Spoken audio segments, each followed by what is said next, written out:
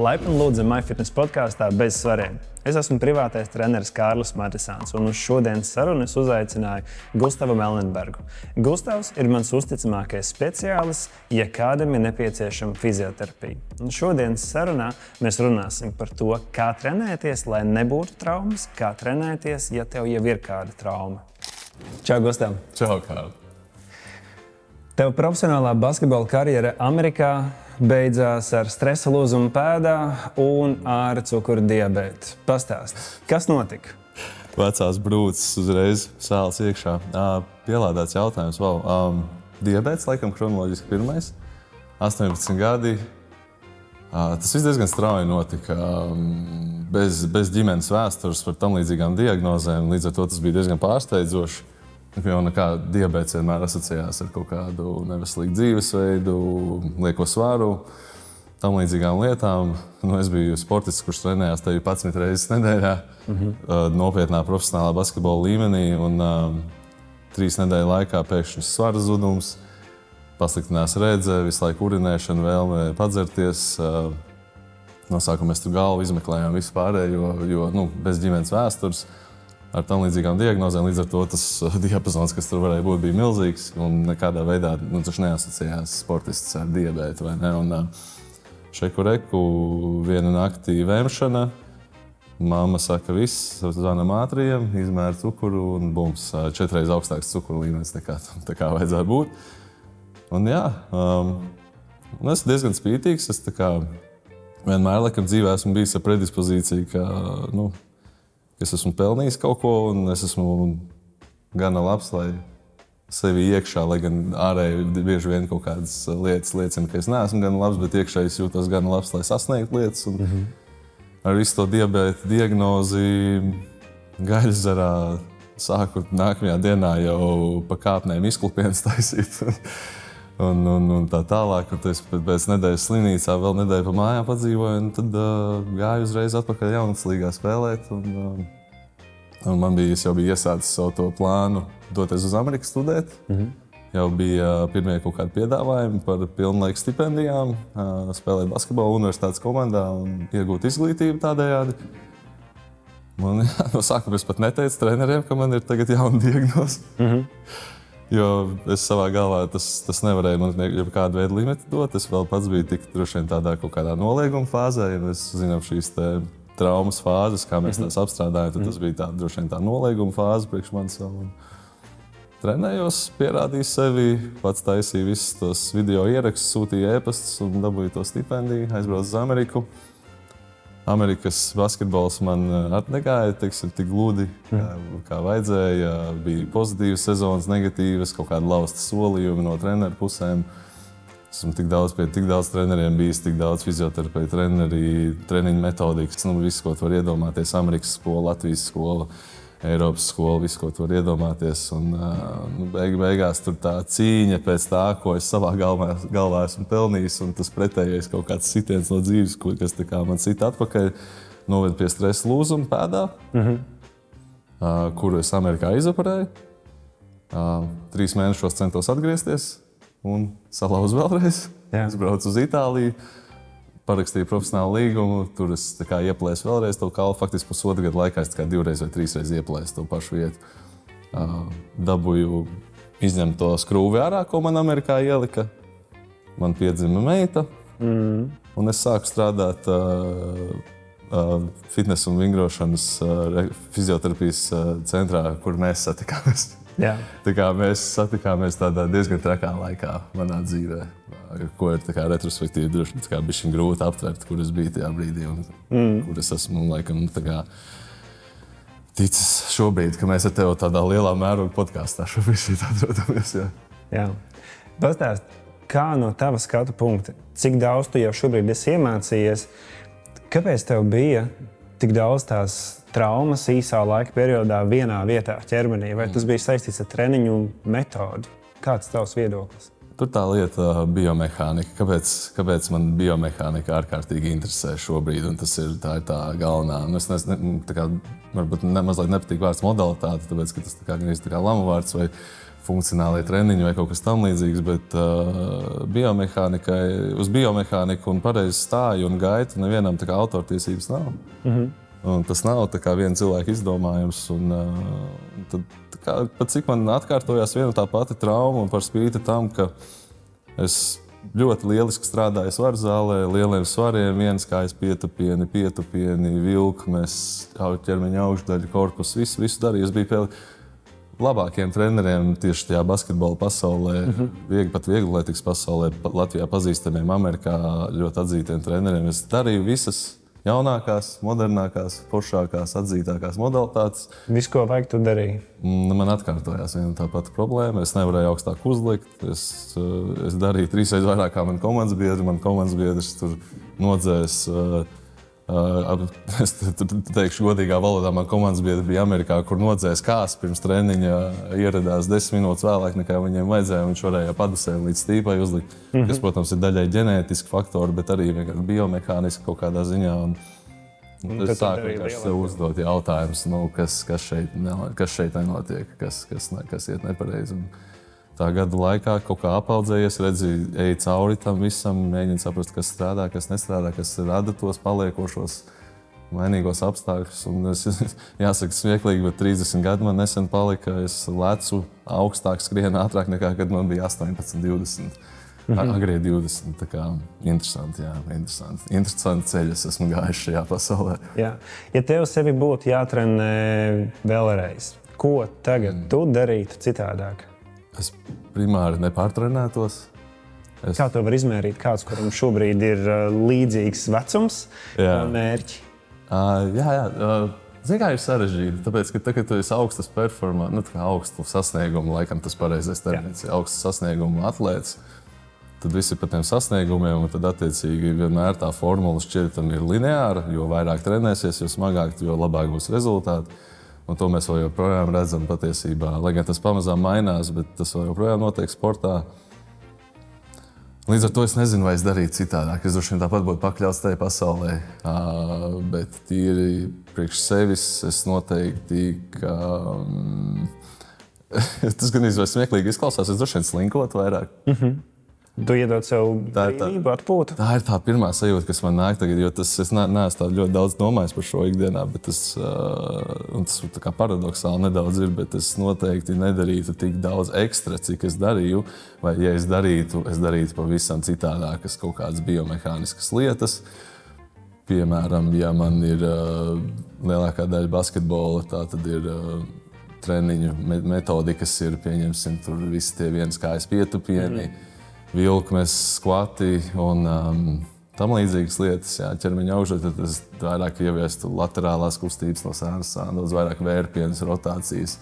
Kaut kādas lietas, kas daudzpusīgāk attīstītu man ķermeni, citādāk es visu laiku biju tajā vienā kaut kādā kastītē, un mans ķermenis, es biju tik liels darba rūķis, ka es tik lielu darbu ieliku tajā vienā kastītē, ka es ļoti ātri atsitos pret griestiem. Es 16 gadu vecumā atsitos pret griestiem, kurus vienkārši vairs neprogresēju. Tad sanāk, iztulkojot tevis teikto, tu šobrīd vairāk uzmanību pievērstu tādām atletiskām īpašībām kā veiklība un kustība, nevis liktu visas savas likmes uz spēka attīstīšanu džima vingrinājumos, bet spēles laukumam, kas tiešā veidā vēl neiedod tev. Jā, un turklāt, kas nāk ar to pārslodzi, visas tās ir sāpes. Man ļoti ārkārtīgi sāpēja mugura. Man ceļas tika tīrīts jau 16 gadu vecumā no atlūzušas skriemeļa. Un tagad ar šīs dienas acīm es daudz vairāk cenšos izprast un strādāt ar cilvēku nervu sistēmu. Un, ja mēs uzdodam sev jautājumu, kas ir centrālā nervu sistēma, tad tās ir galvas smadzenes, muguras smadzenes. Ar galvas smadzenēm mēs tik daudz kā treneri varbūt tur tiešā veidā nevaram darīt, lai gan, netiešā varam. Tad vismaz otru pusi no tās nervu sistēmas mēs kā treneri fantastiski varam ietekmēt, kas ir periferā nervu sistēma, muguras smadzenes, visi tie impulsi, ko cilvēks saņem no muskuļu iestiepuma refleksiem, no kaut kādas sajūtas vēdera aktivizācijas, slīpās muskultūras, iestiepumiem, kā es iepriekš minēju. Tad mēs diezgan daudz varam ietekmēt to nervu sistēmu, un savukārt nervu sistēma ietekmē to, kā strādā mūsu muskuļi. Tās nervu sistēmas stabilitāte atļauj mums darboties spēcīgāk, atļauj mums strādāt lielākās kustību amplitūdās. Un es to savu nervu sistēmu biju tā notralinājis gan mentāli, gan fiziski, ka man ķermenis vienkārši spazmējās un neļāva sasniegt jaunas robežas. Un, attiecīgi, es droši vien mēģinātu kaut kādā tādā virzienā strādāt. Jā. Tad ļoti vienkāršojot tavi treniņi, kas saucās fiziskās sagatavotības treniņi, lai tu varētu būt atlēts sporta laukumā. Jā. Tavi treniņi tevi padarīja mazāk atlēti. Jā. Tu paliki spēcīgāks kilogramu ziņā, jo tu varēji celt, bet uz laukuma tev atlētiskās spējas neattīstījās. Jā. Kā tas, tavuprāt, ir saistīts mūsdienās ikdienas cilvēkiem, kuri apmeklē sporta zāli, viņi trenējās, lai saglabātu savu veselību, bet laiku pa laikam atrod nepieciešamību man jāaiziet masāžu kursus, man ir sāpīga mugura, man ir sāpīgi pleci, locītavas vai citas mazās traumiņas. Jā. Uz šo jautājumu atkal es varbūt gari varu atbildēt, bet varbūt tāds vienkārši ļoti tūs auglis, ko paņem no koka, ir mēs kā cilvēki tādi sēdoši esam palikuši, vai ne? Un iedomājies scenāriju, ja, ka tu esi office darbinieks, tu pavadi pie datoru, ja, šādā aptuveni pozā, plus mīnus, ja.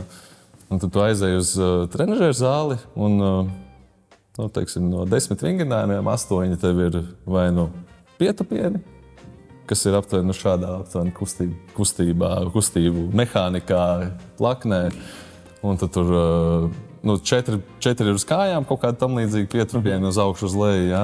Ceļu saliekšanas, iztaisnošanas. Tad vēl 4 ir sakombinēsim ķermeņa augšdaļu, kur es sēžu. Solā, jā. Solā. Un tad jautājums ir, vai es īstenībā izkustējos? Vai es darīju kaut ko citādāk, kā es ikdienā daru 8 stundas? Jā, es samainīju sliktu sēdēšanu uz labu sēdēšanu. Jā. Saspringstot vairāk. Jā. Kaut kādu benefitu iespējams tas iedod, bet ja tas uzlabojās, spēks uzlabojās, bet ja ir diskomforts, tad tas signalizē par Jā, mēs dabūjam pārslodzi. Jā. Mēs dabūjam pārslodzi, visi tie muskuļu cīpslu refleksi, visas tās cīpslas saīsinās, tad veidojas stājā disbalans starp posturālo fāzisko muskultūru, posturālo muskultūru, kas mums strādā faktiski visu laiku, ja vien mēs neguļam miegā. Jā. Tie bija sarežģīti vārdi. Vari vienkāršāk pastāstīt, ko tu tikko domā? Respektīvi, posturālā muskultūra ir, pieņemsim, mūžam īsais krūšu muskulis cilvēkiem. Gurnu saliecēja muskulis, šis te, ko mēs ārkārtīgi augstam izstiept vienmēr, kurš ir visu dienu saīsināts. Ikra muskuļi, kas piedzinās ilgstoši stāvot cilvēkiem. Tie ir tādi 3 vienkārši piemēri par posturālo muskultūru, kas strādā fonā. Un tad mums ir fāziskā muskultūra, ko mēs tā kā vairāk trenējam ikdienā, kas tur varbūt pleci, gluteālie un tādi. Kam teorētiski vajadzētu radīt šo balansu treniņiem, bet ja mēs sēžam un aizējam uz treniņu un darām pietupienus un neveicam nekādu veidu gūžas ekstenziju, gūžas iztaisnošanu un atliekšanu atpakaļ, tad tas disbalans veidojās laika gaitā un mēs tādā veidā ietekmējam negatīvi savu stāju, savus elpošanas patērnus, respektīvi stāju, elpošanas patērnu, nervu sistēmas stāvokli. Un tas ritenis aiziet nenormāli uzreiz. Tas, ko šobrīd klausās un dzird lielākā daļa no klausītājiem, vēl neredzot, par ko tieši runa, var rasties iespējas, Gustav, man šķiet, ka es šobrīd trenējos nepareizi. Man uzreiz ir aizsargācija un liekas, kas tu tāds esi un ko tu man stāsti? Es taču trenējos gadiem, man bišķiņ pasāp mugura, bet es uz to nepievēršu uzmanību. Man ik pa brīdim ir kaut kāda ceļa sāp, bet es uz to neskatos. Ko cilvēkam darīt, ar ko viņam sākt, lai viņš trenētos labāk? Jā, tas droši ir vienkāršs veids, kā vienkārši pajautāt savu jautājumu, vai tas, kas ir manā darba slodzē, vai tas kaut kā vai tas, kā mans ķermenis izskatās darba slodzē. Ikdienā, skola, mācības, darbs. Jā. Vai viņš kustās citādāk treniņa laikā. Un attiecīgi, tad var iziet tālāk no šīs atbildes, jā vai nē. Un tad, ja pieņemsim atbildi ir jā, ja mēs trenējamies citādāk, nekā mēs ikdienā darbojamies, tad vai tas pozitīvi ietekmē manu muguras lejasdaļas stabilitāti vai manu ceļu pašsajūtu. Visbiežāk tā atbilde būs nē. Vai tas nozīmē, ka cilvēks jutīsies stīvāks un mazāk lokans? Jā, pazudīs šī nervu sistēmas iespēja pašregulēties. Ko es ar to domāju? Respektīvi, nervu sistēma mums bieži vien spazmē un neļauj mums sasniegt kaut kādas kustību amplitūdas, zaudēt lokanību. Tīri uz tā rēķina, ka tās kustības paliek aizvien retākas. Mazāk lietotas. Zūd ticība iekšējiem pašregulācijas tiem mehānismiem, ka mēs varēsim atgriezties kaut kādā normālā stāvoklī. Visbiežākais mehānisms, kādā cilvēks sarauj muguru, ir pieliecoties kaut kur, paņemot kaut ko bišķiņ parotējot, izkāpjot strauji no mašīnas un tā tālāk. Nu, un tad jautājums, vai mēs ar tiem saviem treniņiem kaut kā uzlabojam šo te progresīvu, kādā mēs nonākam. Tas nenozīmē, ka mums uzreiz jāiet vilkme taisīt vai kaut kas tam līdzīgs, bet mums ir jāveic kaut kāda veida progresija, lai mēs sev tuvinātu. Tas, ka mēs vienkārši iesim svaru zāli, automātiski nerezultēsies tajā, ka mēs varēsim izvairīties no sadzīves traumām. Sākumā noteikti progress būs, jo, ja cilvēks nav sportojis un viņš uzsāk, viņš noteikti jutīsies labāk. Taču, ja šī treniņu slodze uzkrāja pārslodzi noteiktās ķermeņa zonās, tad tas ir tikai laika jautājums, kad šīs zonas sāks signalizēt. Jā, aizvien grūtāk paliks atslābināt šīs zonas. Jā, jo stāja un gaita un tādas lietas, par ko es runāju, viņas galvenokārt noteikti neapzināti. Jā. Un tur ir tas stāsts par to posturālo muskulatūru, jā, kad tās lietas viņas attīstās un viņas mainās zemapziņā un galvenokārt, jā, un mēs tā kā ikdienišķi pat nejūtam. Ir grūti kaut ko just, ir grūti atslābināt to, ko tu nemāki sasprindzināt. Viens no maniem mīļākajiem. Pasaki vēlreiz šito mazliet lēnāk, šitas ir jāliek aiz auss. Ļoti vērtīgi vārdi. Pasaki, lūdzu. Tas viena no manām mīļākajām frāzēm, ko es gandrīz katru dienu klientiem stāstu, kad viņi atnāk pieņemsim starplāpstiņu zonas problēmām vai tam līdzīgi. Viņi man prasa, es nevaru atslābināt, es nevaru izstiept, ko man darīt. Es nezinu, kur likties. Es viņam prasu, vai tu vispār māki sasprindzināt šo te muskuli, par ko tu runā. Respektīvi, tu nevari atslābināt to, ko tu pat nemāki sasprindzināt. Tad treniņš un sevis izzināšana ir ļoti būtisks posms. Tas nav tikai izpildīt vingrinājumu, ka viņš vizuāli izskatās, piemēram, celt augšā lejā, vilkt, rotēt, bet tas ir ar smadzenēm savām saprast. Tā kā es varu šobrīd sasprindzināt savu plauksni un savilkt pirkstus, tāpat es varu sasprindzināt kādu muskuli sānā, mugurā, starp plāpstiņām, kaklā, vēderā. Jo labāk cilvēks zina, kā sasprindzināt lielāko daļu no savām galvenajām muskuļu grupām, viņam ir augstāka iespējamība, ka viņam nebūs sāpes un traumas. Es tev varu vakardienas vizīti ilustrēt, vienkārši pieredzes. Atnāk vīrietis, patīk pludmales volejbols, traumējās, spēlē pludmales volejbolu. Nekas ārkārtīgi nopietns, nekāda saišu bojājums nekāds nav. Nepieciešami izmeklējumi veikti. Vienkārši mēģina saprast, kā vēlās nostiprināt manā pavadībā šo te locītavu. Es tur viņam šos te muskuļu garuma testus, muskuļu spēku testus uztaisu. Viss tā kā adekvāti, viss normāli izolēti. Viņš ir stiprs vīrietis, muskuļi strādā. Es viņu uzlieku uz skrejceliņa. Kaut kas tur perfekti gaita nav. Pēdas bišķiņ vairāk uz āru iet nekā gribētos. Kaut kāds pirmais indikators man jau, ka kaut kāds muskuļu ķēdes neslēdzās kopā. Tad es viņam palūdzu uztaisīt pietupienu. Un tad ir tas klasiskais variants, ka pēdiņas uz katru pietupienu iet ārā, celīši uz katru pietupienu iet dziļāk, tuvāk. Un cilvēkam jau nebija sūdzības par vingrinājumu tehniku, izolētu pietupienu tehniku vai par kaut kādu kustību patērnu. Viņš neatnāca ar to pie manis. Viņš vienkārši grib stabilāku cēles tipu. Viņš grib spēka vingrinājumus pēc būtības. Viņš atnāk. Viņa mērķis priekš manis bija iedot viņam spēka vingrinājumus priekš ceļa, lai viņš kļūtu stingrāks, labāks, drošāks pludmales volejbolists. Attiecīgi būtu manā galvā, pēc manas loģikas, kamēr viņam ir šie izjauktie kustību stereotipi, kustību paterni, un viņš uz katru soli, uz kaut kādu reakciju, kas notiek pludmales volejbolā, ārkārtīgi ātri jārēģē un jākustās intuitīvi.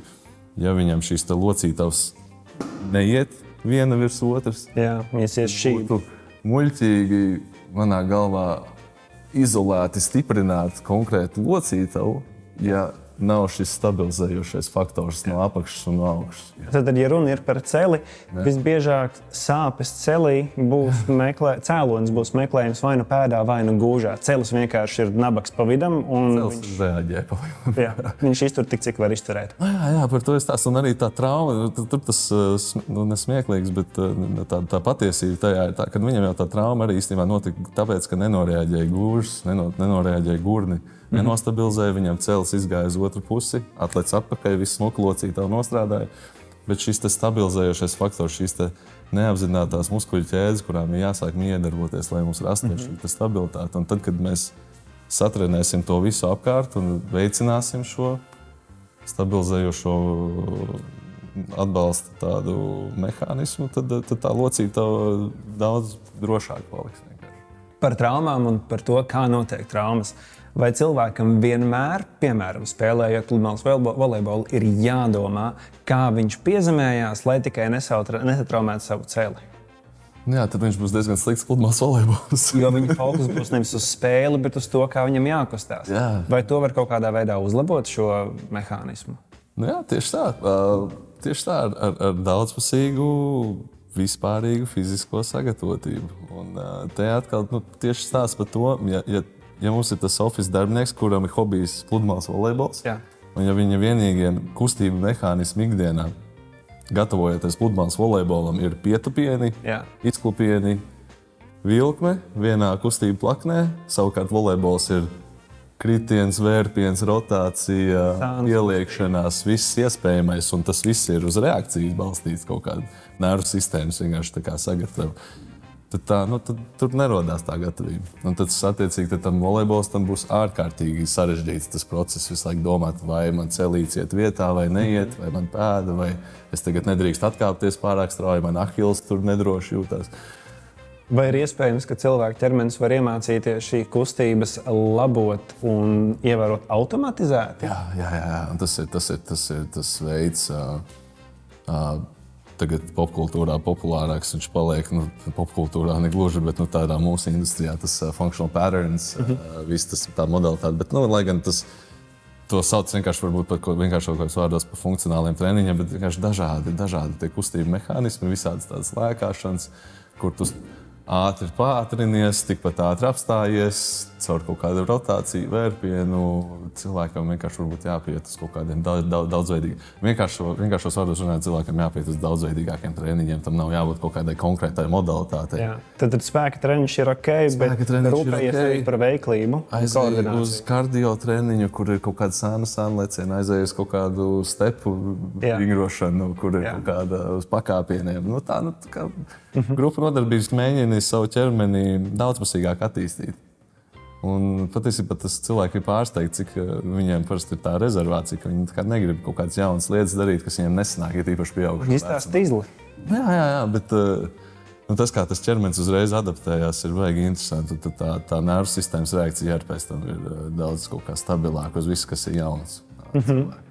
Tad izkāpt ārā no pašu uzliktajiem rāmjiem. Jā, kaut kādā ziņā, jā. Nevis visu likmi likt tikai un vienīgi uz spēka treniņiem un cerēt, ka spēka treniņš ir vienīgais, kas man palīdzēs ilgi spēlēt volejbolu vai jebkuru citu aktivitāti bez traumām. Jā. Ko darīt, ja tomēr gadās trauma? Vai ievērot ieteikumu sēdi mājās ar ģipsi, kamēr sadzīst, un tad tikai sāc kustēties, vai varbūt tomēr ir iespēja pameklēt otru jautājumu, otru atbildi un viedokli un risināt citādāk? Jā, droši vien, pat cik tu minēji vārdu ģipsis, tas uzreiz man ieliek tajā kategorijā kaut kādā ļoti specifiskā, vai ne? Ja cilvēks nonācis pie ģipša, tad viņš ir bijis uz traumatoloģiju, rengens kaut kāds ir bijis, viņam jau ir tas lēmums pieņems par to dzīšanu. Un tad, attiecīgi, mēs noteikti negribam nest kaut kādu svaru ar to locītavu vai slikt svaru virsū. Tos kaut kādas kritērijas, kontraindikācijas mums ir jāievēro, ko ir ārsts minējis. Ja.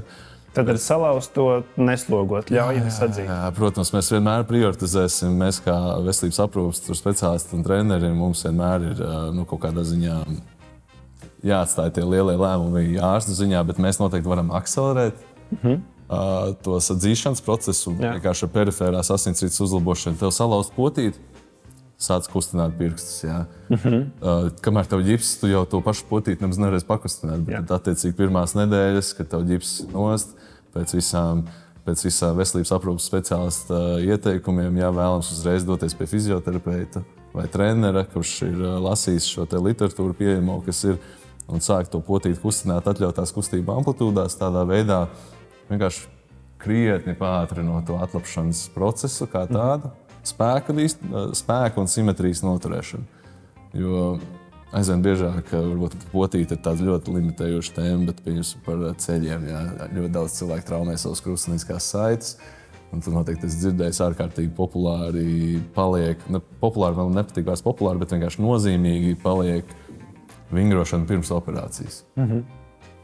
Konkrēti daudz pētījumu ir veikti par to, cik ļoti tas uzlabo to atlapšanas ātrumu, atgriešanos pie darba, atgriešanos sportā, atgriešanos pat augstas sasnieguma sportā un tā tālāk. Un arī tā simetrija cilvēkiem, ja tu esi cilvēks, kas nav atlēts vai pat cilvēks atlēts, tev ārkārtīgi svarīgi, kā tu vizuāli izskaties, protams, un tā simetrija ļoti ietekmē to, kā mēs redzam sevi, kāda ir mūsu ķermeņa valoda. Un pat, ja ir trauma, tas nenozīmē, ka tagad mēs nekustinām, mēs mēģinām to asinsritu uzlabot, vielmaiņu dot šī kājai, lai mums veidojās šī saglabājās simetrija. Es šovasar ļoti spēcīgi izmežģīju potīti, tā ka es tās kājas nevarēju uzkāpt. Man no basketbola pieredzes ir daudzas reizes bijusi izmežģīta potīte, tāpēc es apmēram zināju, ko šis varētu nozīmēt. Un es zināju, ka tie būs vairāk mēneši, kad es nevarēšu ar to kāju normāli sportot. Es nākamajā dienā dabūju kruķus. Es ar kruķiem staigāju apkārt, es arī ar kruķiem gāju uz sporta zāli mērenā slodzē, bet es turpināju trenēt ķermeņa augšdaļu, muguru un otru kāju. Traumētā kāja man bija malā, es viņu vispār neslogoju, es uz viņas nekāpu virsū pirmās 2 nedēļas itin nemaz, bet es ar otru kāju darbojos. Mani nesatrauc tas, kad man varētu veidoties neliela asimetrija, jo es ticu tam, ka, ja es trenēju vienu kāju, man smadzenes palīdzēs pārkāpēt signālu arī uz otru. Pastāst varbūt sīkāk, vai mana doma bija pareiza, vai tas, ko es esmu mācījies teorijā, vai arī tu to vari apstiprināt? Nē, viennozīmīgi pareizi ir tieši neiroloģijā ir tāda populāra metode, jeb spoguļu metode, kur ir kaut kāda neiroloģiska rakstura problēma cilvēkam, iespējams, ko trauma bijusi. Piemēram, labai rokai pirksti nestrādā, piemēram, vai kaut kāda jušanas traucējumi vai tam līdzīgi. Un noliek pie priekšā labai plaukstai spoguli. Un tu skaties uz to spoguli tā, kā tu skatītos savu labo roku, un tu kustini kreiso. Bet tava nervu sistēma redz, ka tu kustini, jo tu spogulis rāda, ko kreisā roka dara, bet tas signāls nāk uz smadzenēm un nāk atpakaļ. Un cilvēks tādā veidā sāk atgūt funkciju savā labajā rokā. Un šie mehānismi pašārstējošie akcelerējās ārkārtīgi, līdz ko mēs darbinām veselo locītavu, veselo kāju, veselo roku vienalga. Bet vienkārši ir jādara, vienkārši jākustina, jāuzlabo tā vielmaiņa, un mēs krietni akcelerēsim un uzlabosim tās atlapšanas kvalitāti. Jā. Tad pat, ja ir trauma, tad es, protams, iesaku, bet vai arī tu cilvēkiem iesaki pat pie traumas saglabāt savu dzīves stilu iespējami aktīvu, pielāgoties ar kruķiem, ja vajadzīgs, ar ģipšiem, longatēm vai citām saturošām saitēm, neslogot traumēto vietu, bet pārējo ķermeni izmantot. Absolūti. Vai par asimetriju ir jāuztraucas 2 mēnešu laikā? Jā, kaut kādā ziņā jā. Tas ir tik tāds plaša lieta, vai ne, bet noteikti, jo mēs vairāk sportosim, uzlabosim to vielmaiņu, iepriekš minēto, vienkārši nodarbosimies ar pretestības treniņiem. Mēs vairāk kārt minam vielmaiņu, asinsritu vārdus. Tas ir tas veids, kas mums to homeostāzi ķermenī nodrošina. Homeostāzi vienkāršos vārdos runājot, kā tas pamats, kādā lietām jābūt. Vielmaiņa, kustības, locītavs stāvoklis, saišu aparāts, viss, kaulu veselība un tā tālāk. Jo mēs tā kā mazāk noejam no tās normas, jo mēs vienkārši visu laiku esam tuvāk tai līnijai, kur mēs bijām pirms traumas. 2 mēnešu laikā 4 stundas vairāk gulēt uz dīvāna šķība ar paceltu kāju, manuprāt, arī var veidot asimetriju. Beidz noteikti. Tad labāk izvēlēties ir asimetriju no aktīvā dzīves stila, nevis no neaktīvā. Aktīvi, jā, noteikti viennozīmīgi. Mēs tikko runājam par situāciju, kur kāds no locekļiem vai locītavām ir būtiski traumēti, iespējams ir ģipsis, skaidrs, tur ir jāļauj atzīt. Bet kā ir ar mazākām traumiņām? Kurā brīdī cilvēkam vērsties pie speciālista, kurā brīdī viņam turpināt neievērot mazās sāpes kādā locītavā, mugurā, pēdā, kaklā, plecā? Tur šeit būtu vienkāršāk mums izolēt par kaut kādām locītavām, tur mugura, plecs, kakls un tā tālāk, jo tās ir kaut kādai dzīvībai nosacīta, dzīvībai bīstamākas zonas. Noteikti būs kaut kāda kakla daļa, jā, kur mums ir ļoti sensitīvi tam visam jāpieiet, jā, un vēlams tā medicīnai tuvāk ir, bet tad vienkārši veids, kā kategorizēt un saprast priekš sevis, vai jāmeklē fizioterapeita palīdzība vai medicīniska rakstura palīdzība ir. Vai pirmkārt jāuzdod jautājums, vai tās sāpes ir imobilizējošas, tā ka es reāli nevaru pakustēties, cik viņas bija akūtas. Ja, respektīvi, ja tās sāpes nav imobilizējošas, un es vienkārši hroniskā iespaidā kaut kas progresīvi, bišķiņ sliktāk palika, tur sāka muguras lejasdaļa, sāka savilkties, tagad bišķiņ jau tā kā sāp.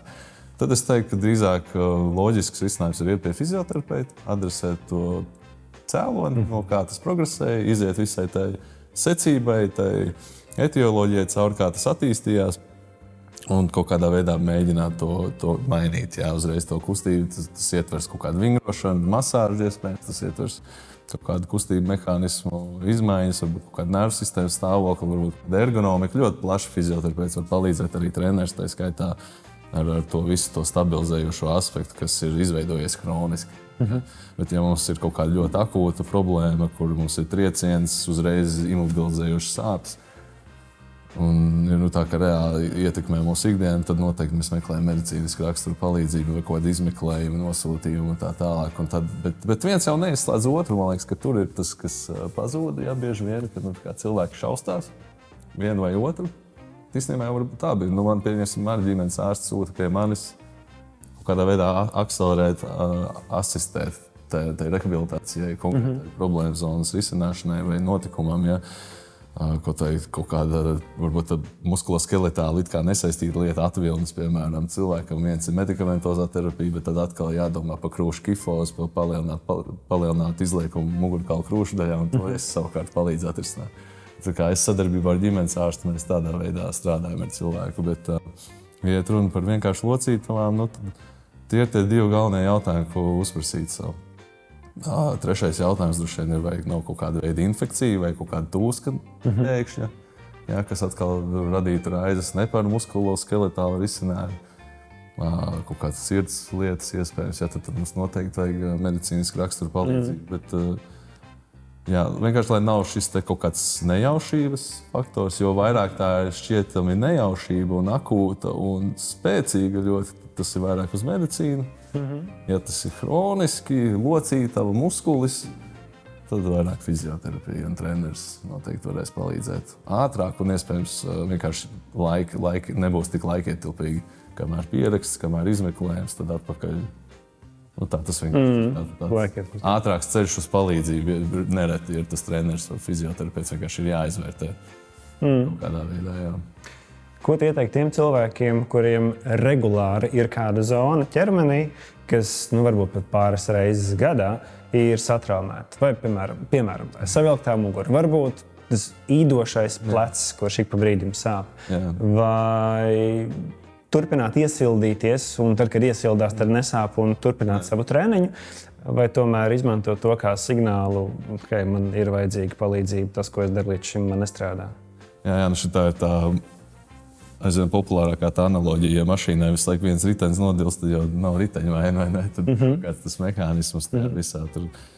Jā, tas, protams, jautājums manā lauciņā. Jā, es uzskatu, ka tā ir stāja, tā ir biomehānika, tā ir gaita. Ja pleci, pirms tu minēji plecus, ja hroniski vairāk kārt gadā iekaist plecs vai sāp, vai vienkārši zūd funkcija vai zūd spēks, tad mums ir jāsaprot, kas gravitācijas ietekmē notiekam mums, ja, ka tā nevienmēr ir kaut kāda vienkārši pārslodzes darbā vai hroniskā iespēja, ka tas ir hroniskā iespējā, bet tas ir vienkārši tāpēc, ka mēs to biomehāniku nestrādājam tā kā vajag, jo es tā kā ļoti bieži praksē satiekos vairāk ar sievietēm jāatzīst, kuras nāk sūdzās, ka viņām pleci iet uz priekšu, savukārt savilkts krūšu muskulis, jūtīgi pleci, savilkts sprāns.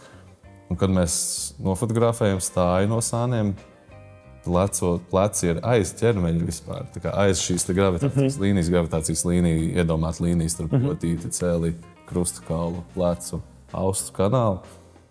Ja, ka pleci ir īstenībā aiz. Un tad ir jautājums, kādā veidā cilvēkam var likties, ka pleci iet uz priekšu, ja viņi ir tikai aiz vispār. Tad tā problēma tāda, ka iegurnis ir izgāsts uz priekšu, un tīri tā iegurņa izgāstā uz priekšu rēķinā. Ribas ir atgāstas atpakaļ, un pleci iet uz priekšu, kakls iet uz priekšu.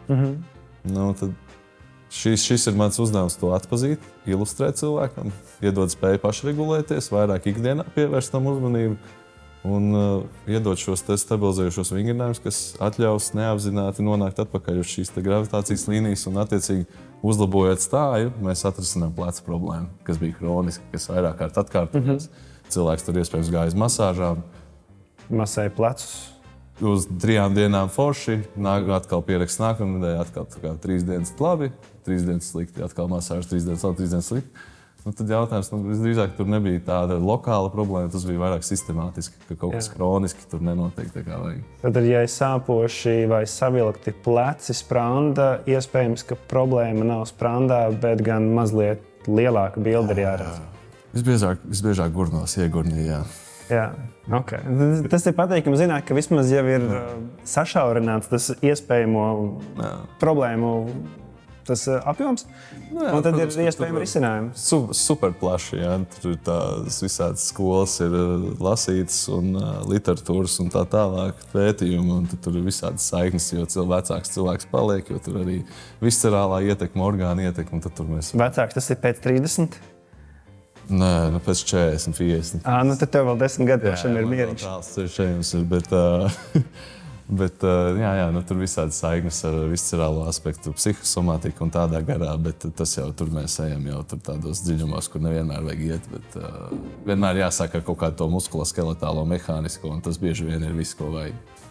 Vai 25, 35 gadu vecumā cilvēki var šodien darīt kaut ko lietas labā, lai pēc 40 nav jāsāk sevi remontēt kapitālu? Tas būtu trenēties nevis tāpēc, ka jātrenējās, vai nevis tāpēc, ka kaut kā tas izskatās forši, bet trenēties tā, kas liek justies tā kā patiešām labi un labāk pēc treniņa. Es pats esmu bieži vien kaut kādā iekšējā konfliktā, vai es gribu, ka cilvēkiem sāp lietas, muskuļu sāpes pēc treniņa. Man gribētos, ka pēc treniņa cilvēks iziet, un viņš tieši ir pacelātāks, jaudīgāks. Iekustējies šīs visas lietas, ko mēs pieminējām šajā epizodē, strādā vēl labāk pēc treniņa, un tad bieži vien tās muskuļu sāpes līdz nāk tieši ar to, ka tu esi kustinājis lietas, ko tu iepriekš neesi kustinājis, visbiežāk kaut kāds sēžas muskulis. Tu sāc mainīt to biomehāniku, un tad cilvēks sāk teikt, es pēc skrējiena sāku dibeni just pirmo reizi dzīvē. Un tas ir baigi foršā. Tas ir tik labs feedbacks priekš manis kā treneris. Jūtos vienkārši laimīgākais cilvēks pasaulē, ja cilvēks saka, ka viņš beidzot dibens sāk strādāt. Nevis tikai piedzītas kājas. Jā. Un tad attiecīgi vienkārši uzdots. Un šī podkāsta mēģina auditorija galvenokārt ietrenēties, es domāju, un tad vienkārši uzdodiet savu jautājumu, ja jūs esat šajā 25 līdz 35 gadu vecuma diapazonā, vai jūsu dienas pēc treniņiem ir labākas, vai viņas ir sliktākas. Un varbūt daļa no jums atskaitīs, ka varbūt ka tā nav, un tad attiecīgi tā darbība priekš jums ir vienkārši diferencēt to treniņu, pamēģināt citu kaut kādu modalitāti, kaut ko višķi novirzīties no tā, kas ir varbūt vienkārši bijis kaut kādā vienā kategorijā, pamēģināt kaut ko jaunu citu. Tad vai es jūtos labāk, tāpēc, ka kāds ielaikoja man storiju, jo es iečakojos zālē, vai actually es fiziski jūtos labāk? Un vai mana tolerance uz ikdienas lietām kļūst labāka? Tāpēc, ka skaties, kas notiek. Cilvēki paliek atkarīgi no fitnesa modalitātēm. Es nezinu, vai tu esi pamanījis.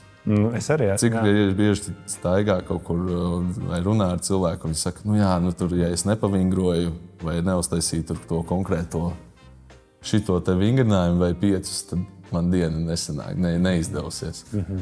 Un to izdzirdot, man īstenībā es dzirdu savā galvā, ka tas, ko viņš tur dara katru dienu, ir reāli slikta atkarība. Tāpēc, ka viņš neatrisina ilgtermiņa problēmu vispār. Viņš tur tas pat kā lietot sliktu vielu. Tas tā kā, nosauc sliktu vielu vai nāc. Tas kā uzsēsties uz tās vielas. Izmanto kā plāksteri. Tas nerada to autonomiju cilvēkam, patstāvību, tā kā brīvību. Viņš ir uzsēdies uz tās modalitātes, no kuras viņš tagad ir atkarīgs. Un, man liekas, tas ir kaut kas, ko cilvēkiem ir jāatpazīst savā ikdienā. Vai tā treniņa metode, ko jūs darat, ir vienīgais veids, kas liek jums justies labi? Un, man liekas, ja tā atbilde ir jā, tad tā varbūt nav labākā metode priekš jums īstenībā. Jo man liekas, ka cilvēkam ir jājūtās labi savā ķermenī, pat ja viņš neizdara to vienīgo lietu, kas viņam ir obligāti katru dienu jāizdara. Tāda problēma, man liekas. Tas tā kā reāli viens pret vienu ar narkotikas lietot īstenībā. Tad treniņam vajadzētu būt kā mājas darbam priekš nākotnes, nevis nepieciešamībai tikai priekš šodienas, un tad rītā man būs atkal tas jādara no jauna, lai es izdzīvotu atkal rītdienu. Un censties kaut kā, mēģinot citas modalitātes, mēģinot kaut ko jaunu no malas, vienkārši izplašot to savu vingrošanas diapazonu, mēģināt atrast kaut ko, kas rada nevis atkarību, bet patstāvību. Jā, un tad, iespējams, cilvēks sapratīs, ka viņam varbūt tie treniņi nemaz nav tikai kaut kā. Ka viņš gāja trenēties, varbūt kā citu iemeslu vadīts, bet tā šajā motivācijai, man liekas, visiem mums jābūt, ka mēs jūtamies noturīgi, patstāvīgi pret ikdienas stresiem. Gan pret fiziskām sāpēm, gan psiholoģiskām. Gustav, liels paldies par tavu laiku un par tavu sarunu. Paldies par tavu kompetenci un zinību jūru, kur tu dalies iespējams saprotamā valodā. Īsi un kodolīgi. Paldies. Tas prieks ir mans. Tu esi bijis treneru pasaulē standarts un iedvesmo man. Tā kā es paldies tev var teikt tikai. Liels paldies, ka biji kopā ar mums šajā sarunā. Ja šī sarunas laikā tu izdzirdēji kaut ko, kas varētu tevi noderēt, patin atpakaļ noklausies. Ja tu zini kādu, kuram šis varētu uzlabot viņa dzīves kvalitāti, šēro un padalies tālāk. Piesako mums sociālajos tīklos un tiekamies nākamreiz. Lai jauka diena! Atā!